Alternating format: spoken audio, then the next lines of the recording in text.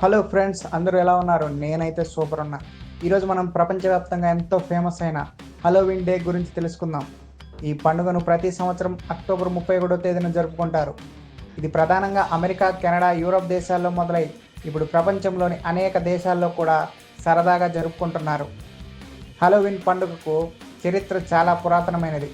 ఇది ప్రాచీన సెల్టిక్ ప్రజలు జరుపుకునే సామ్హైన్ అనే పండుగ నుంచి వచ్చింది. ఆ కాలంలో వారు ఈ రోజును పంటల సీజన్ ముగిసిన రోజుగా మరియు శీతాకాలం ప్రారంభంగా భావించేవారు. వారు నమ్మిన ప్రకారం అక్టోబర్ 31 రాత్రి మృతుల ఆత్మలు భూమిపైకి వస్తాయని, ఆత్మలు మంచివి చెడువి రెండూ ఉంటాయని అనుకునేవారు. చెడు ఆత్మల నుంచి రక్షణ కోసం వారు వింత వేషాలు వేసుకొని దీపాలు వెలిగించి పూజలు చేసేవారు.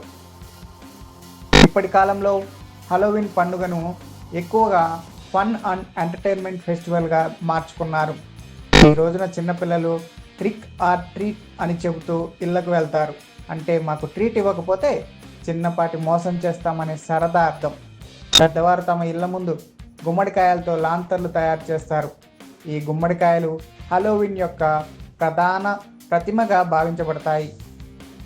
ఇంకా చాలామంది ఈ రోజున భూతాలు, దయ్యాలు, వెంపైర్లు లాంటి వేషాలు వేసుకొని పార్టీలో పాల్గొంటారు. కొంతమంది తమ ఇళ్లను కూడా హర్రర్ హౌజుల్లా అలంకరిస్తారు.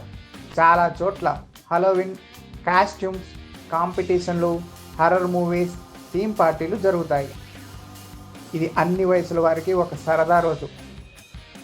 హలోవిన్ పండుగ వెనుక ఉన్న ముఖ్యమైన సందేశం ఏమిటంటే, చీకటి లేదా చెడుపై భయం వద్దు, దానిని సరదాగా ఎదుర్కోవాలి అని. ఇది సృజనాత్మకత, ఆత్మవిశ్వాసం, సమాజంలో ఐక్యత వంటి విలువలను నేర్పిస్తుంది. ఈరోజు ప్రపంచంలో అనేక చోట్ల హలోవిన్ పెద్ద ఎత్తున జరుపుకుంటారు. గుమ్మడికాయ లాంతర్లు వెలిగించి, పిల్లలకు క్యాండిల్ ఇచ్చి, భయానక మేకప్ వేసుకొని అందరూ ఆనందంగా గడుపుతారు.